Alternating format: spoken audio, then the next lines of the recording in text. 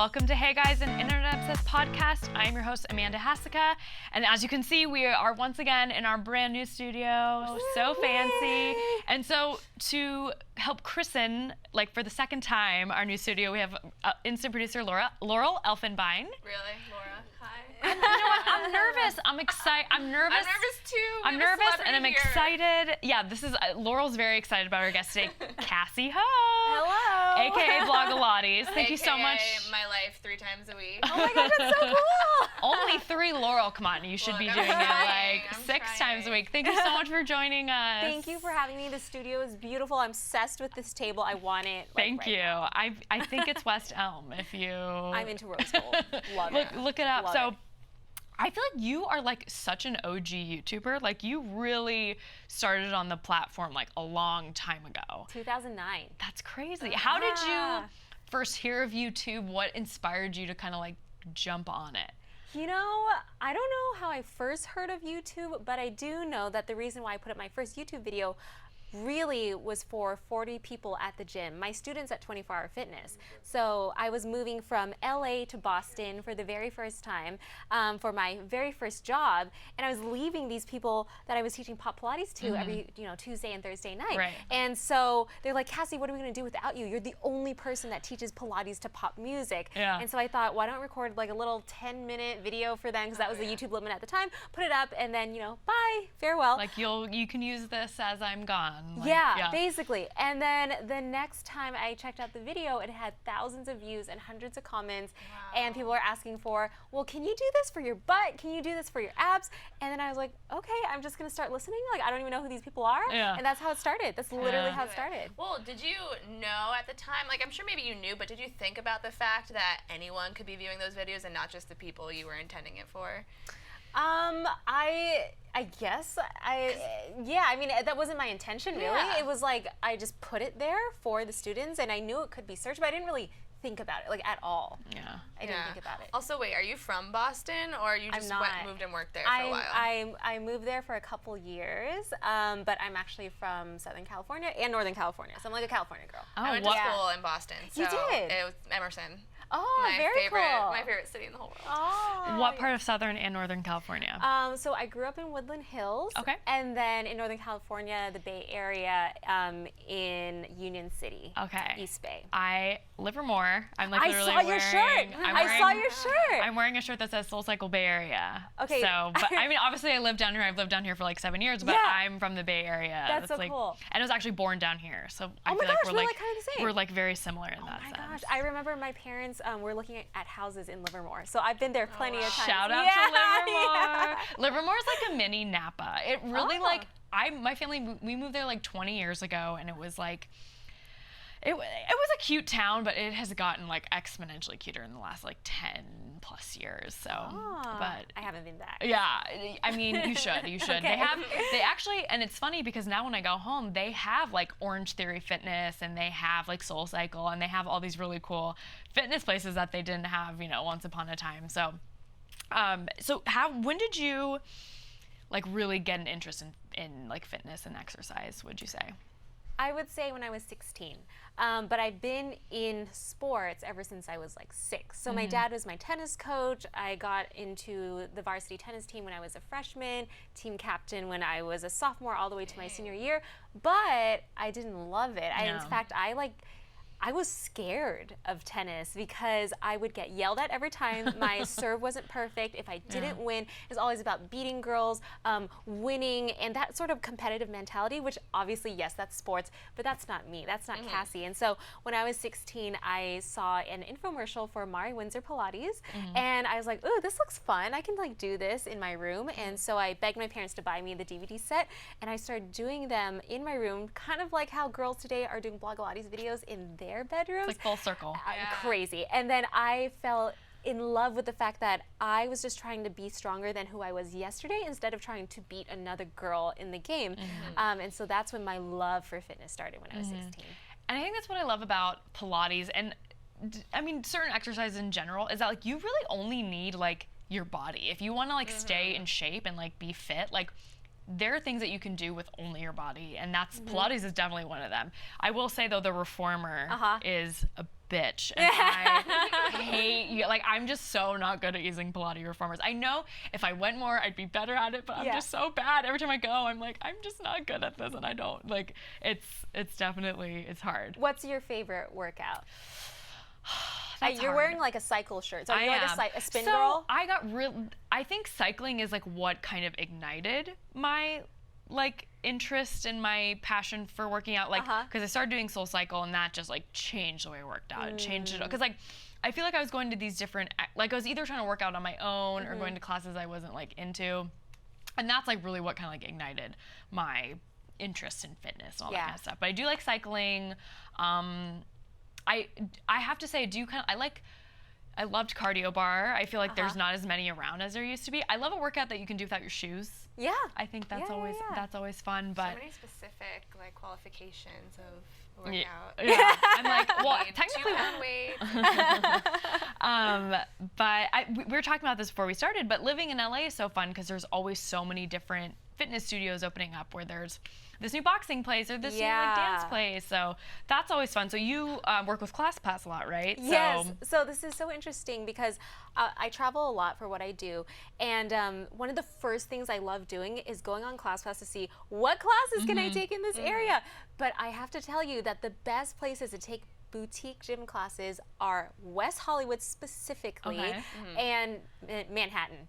Because as soon as I start going outside of that bubble, all I see are Pilates and yoga for some reason. I don't know if you feel the same. I would agree with that. Okay, I would agree with that, which there's nothing wrong with Pilates and yoga at all. But if you want to, because sometimes I like things that, Pilates and yoga are almost like a little too like gentle for me. Like I like things where I'm like, you know, using weights and I'm using, you know, different, I like to kind of like be more aggressive with my workouts in a way. So the thing for me is like I love switching things up, and sometimes I'll just be in like a mode for 3 months, be like, yeah, I'm all about dance fitness. I'm like, now I want to do HIIT and whatever.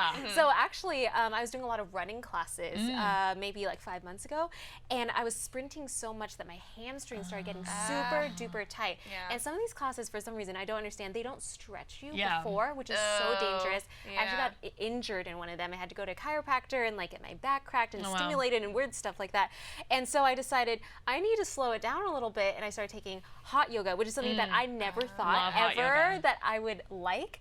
And then you just go into this room and it's calm and dark, and you're just kind of stretching the whole time, but it's intense, and I love it. And so that's my current like obsession. Current obsession. Yeah. Hot yoga is great. I haven't done it in a while, but when I have done it, it's so relaxing, and you really do. It's funny because I doing the active yoga, I'm like, I'm so bad at this, but when you're done, you feel like I feel centered, and I feel very like, I'm so glad I did that. So you're one of those people that like yoga actually stresses you out more because you're like, what am I doing? I wouldn't say it stresses me out, but it's like, I'm just, like I said, I use a lot of weights, and I do like HIIT stuff and high intensity things. So to do like a not high intensity thing is just very different. So I think that's why I choose like hot yoga. So at least I know I'm going to be like super sweaty at the end of it. So obviously, like we were talking about how you kind of were like an OG YouTuber, and what do you think are some of the biggest ways that the platform has like changed as a whole since you joined? There is a lot more people on it, and I also think that the intention has changed. So the people who started back in like 09, 08, like much earlier, we're all just kind of doing it just to genuinely share content. Not that people today don't genuinely do it, but they've seen the success, they've seen the fame and the money that's coming in with successful YouTubers. And I just hope that, you know, when you get into something, don't just strive for the paycheck, whether it's in your, in a corporate setting or even just as an entrepreneur, like there has to be something more than that. So I think that's the only thing that has changed, the different types of intentions going into it, because back then you couldn't monetize on YouTube. So that's the different thing. But as a whole, I'm just so grateful for YouTube, because without it, I would not be where I am today. As an Asian American female in the fitness industry, you don't see very much of that. And it's because the audience chose me. They've given, YouTube is the platform that allowed me to do what I love doing, regardless of the way that I look. And so I'm forever grateful for that. I feel like, and YouTube gave the platform it gave people the power to like show this different diversity and to be diverse and to show all these different facets of life and facets of, you know, everything. So I think that's great. I love that. You really have like come so far. It's so exciting to see. It's wild, but it really always goes back to that intention of wanting to teach and share great content to help people become better versions of themselves. Because in my heart, I'm always a group fitness instructor. When I do the videos, I'm not performing, like I'm teaching. So it's easier for me that way when I'm making videos. Is it hard though? Do you feel some sort of disconnect when you can't see your audience, like versus actually like teaching a class where there are people in front of you following your instructions versus knowing like, oh, they're doing it at home, but I can't see it in front of me? Right, so obviously there is a disconnect because I'm encouraging the camera, but a lot of times when you hear me saying like, just a few more, you've got this, I'm actually talking to myself. So a lot of times, so that's why people are like, how did you know? Like that's exactly when I was going to give up. Because I'm dying. I just have to be smiling with makeup and my hair done, but I'm like dying. I was going to tell you, that's kind of one of the things, like I used to just do like, fitness blender, like all those kind of things, but I never really stuck with one until I found your videos. Aww. And one of the reasons why is because you do kind of encourage, and another important thing I find is you're good at saying, okay, only 4 more, and like when knowing that it's coming to an end, the burning feeling, you're like, okay, I can do the 4 more. You can do this. Oh, I'm so proud of you. Oh my God. So are you a morning workout person or an evening workout person? Okay, so I strive to be a morning workout person because when that happens, man, it sets my tone for the entire day. I'm like, go, go, go at work. I'm like so fresh and good. And then I feel like I have a ton of time at the end of the day.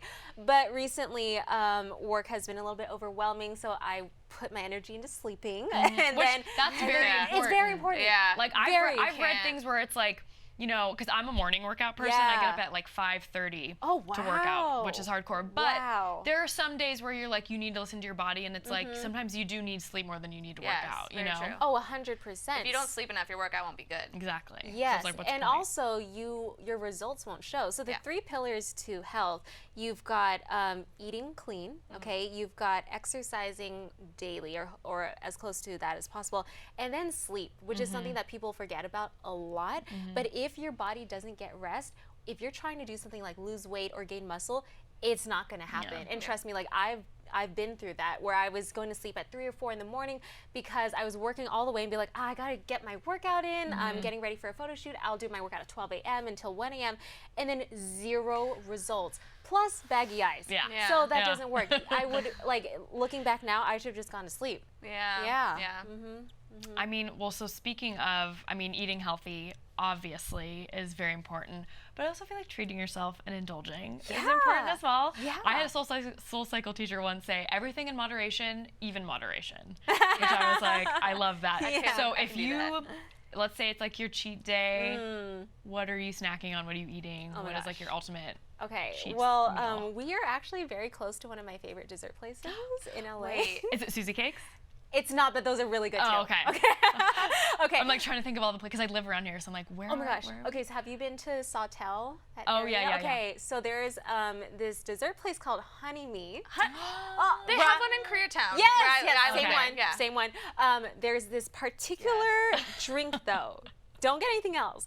It is the green tea milkshake, and it is just like butter and heaven just in your mouth, and it tastes amazing.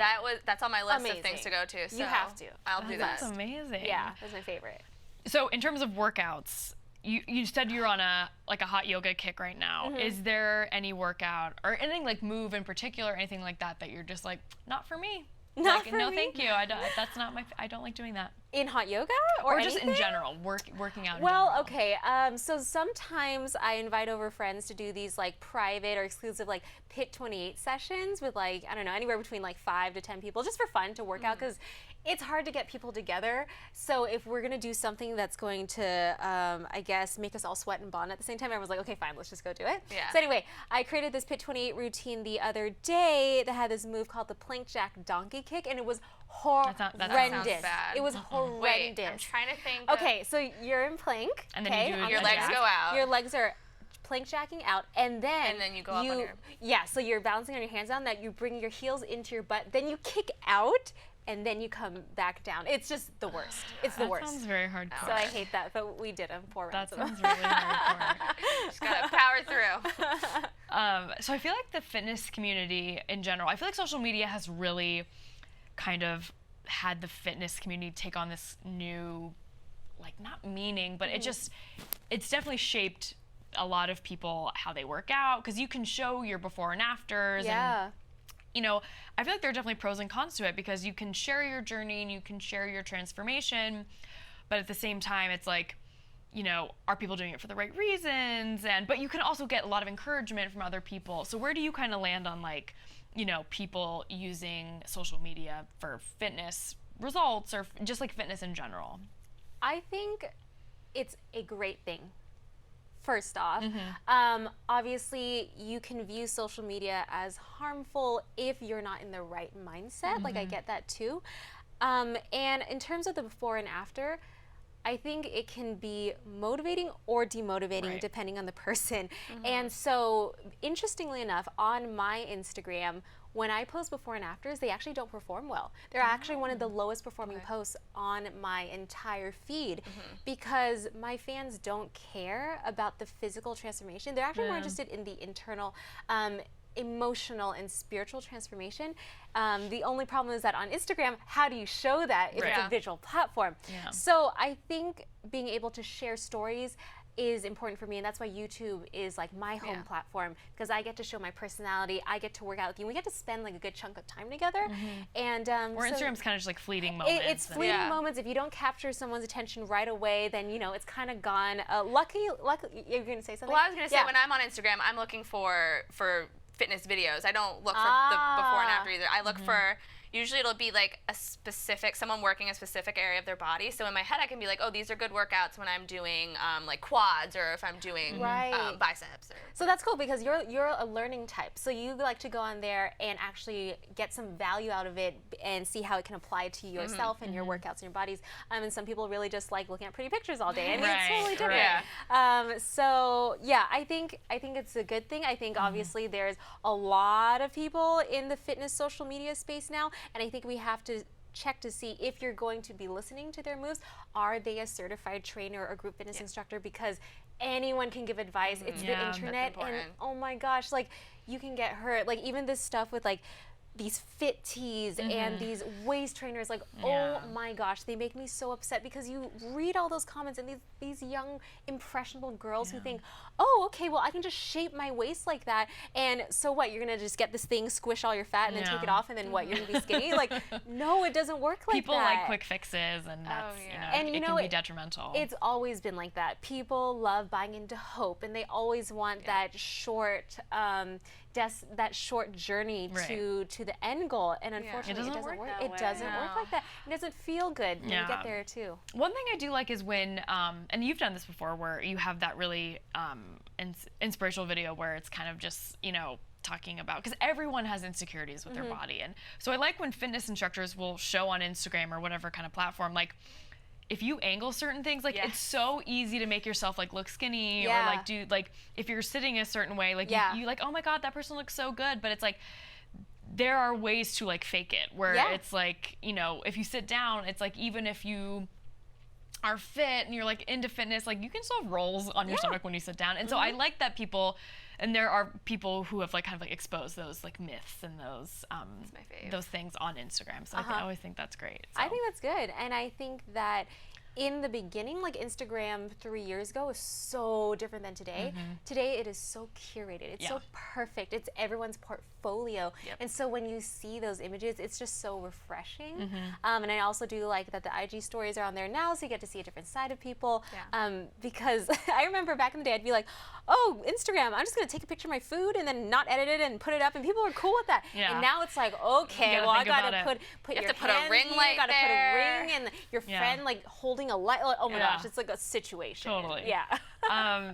So we have, so speaking of social media, so we have this thing that we like to call social media horror story. Okay. And so have you ever had a time where you like tweeted your phone number, or like, you know, sent a tweet that you thought was a DM, or just like something that was like a fail on social media? Let me see. Recently I did, but I don't think it's like that bad. This is probably not interesting at all, but like we have a few different brands under Blogilates, and so Pop Flex Active is my activewear brand, which I'm wearing right now. Pop Pilates Official, which is our group fitness certification format, and Pop Pilates has over 3,000 classes being taught every month, which is still crazy to me. That's so great. Anyway, so as at the moment, we don't have a social media coordinator, and so I'm actually the one doing Blogilates, Pop Pilates, Pop Flex, and they all kind of sound the same too. And so I was like writing this whole thing and doing this picture, and it was supposed to be like for Pop Pilates or something, and then it went on Blogilates, which is like a much bigger audience, and I was like, oh my god, delete. But yeah, I mean, it's not even that bad. I was gonna say that's not too bad. Well, that's good. And so we also have this thing called clickbait. Clickbait. So who is someone that like you're scrolling through your feed and they post a video or a photo and you like drop everything you're doing to watch it or to like it, or just someone who like you just really like their social media? Okay, so this is a funny answer because we actually have a new doggy in the office. Her name is Frankie, the Bloggy Doggy. Oh my god. And so whenever Bloggy Doggy posts, like I have to watch the entire IG story, and I have to put a sincere comment. At Bloggy Doggy? At Bloggy Doggy, yep. I love that. I just love dogs, and she's a wiener dog. So cute. Love. So we also have this thing called First and Most. So we kind of talked about your first video a little bit ever that you posted where you're like, I just am going to post this for the people who took my class. So do you remember like uploading it? Like what was the process kind of like? Like how did you kind of find YouTube and decide, okay, like I'll upload it here? Oh my gosh, I remember the entire thing. Yeah. So I was actually at my boyfriend's parents' house, and we didn't have anything to really film with because phone cameras were not a thing back then. And so Sam's dad had a camcorder, like an old school one. So we were like, hey, let's use this to shoot. And we were so terrible at it. We didn't know what we were doing. So like the camera is like 20 feet or 30 feet away from me. And then we decided to zoom in versus just actually bringing the camera right there. And then I didn't know how to edit. And I think the only editing software we had was Windows Movie Maker. Ooh, Windows Movie Maker. Rough. And so all we could do was chop off the beginning and the end, so I couldn't mess up during the middle part, the entire 10 minutes, and it's all done in music. And so basically, we did that, and at the end you kind of see it like the footage just fizzling away because the camera was so old and we probably ran out of like tape space or something. But that was the first experience of me filming, and because of that, I now do not ever take breaks in any of my fitness filmings. Makes sense.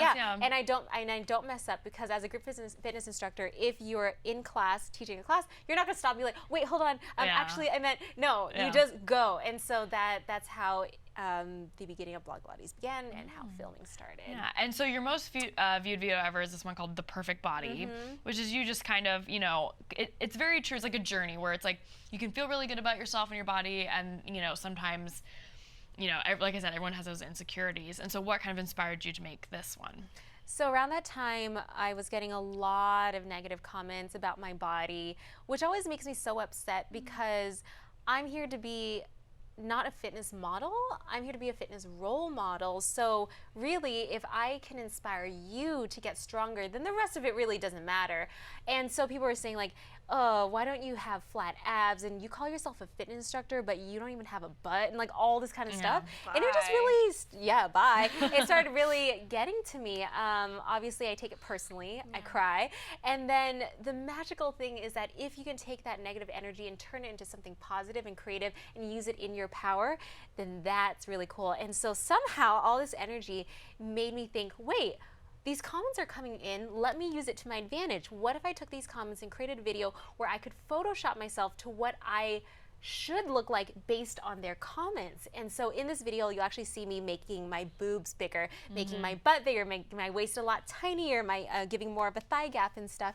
And so I'm so happy that Smashbox wanted to collaborate with me on that and make it happen, because from the conception of the idea to the time the video was released was only a few months. Very fast. Wow. And when it released, it was mostly for myself. But the fact that it went viral and then like Good Morning America picked it up and all this crazy stuff made me feel like I'm not the only one who feels this way. And a lot of like fathers were sharing with their daughters, and it was very, I guess it hit home for a lot of women. And so that's one of my most favorite videos that we've ever produced. Did you have a feeling it would do that well? Or like you said, you know, you kind of just did it for yourself, but... I didn't know it was going to do that well. I did not know that. But you probably knew it was going to like start a conversation of some kind. Yeah, I knew it was going to start a conversation, maybe like, you know, 200K or something like that, but not like 11 million or whatever it has now. That's so great. I love that. And so we also... Let's end things with a game. Ooh, a game. okay. So this is basically just like a one last thing. So the last, you know, blank that you did. So what was the last text message you sent? I don't know. Should I check my phone? You can for it. Yeah. I hope it's like not. Let's see, what was my last text message? Let me check. Do people do this? Do they like pull up their phone to see? Sometimes you just don't remember.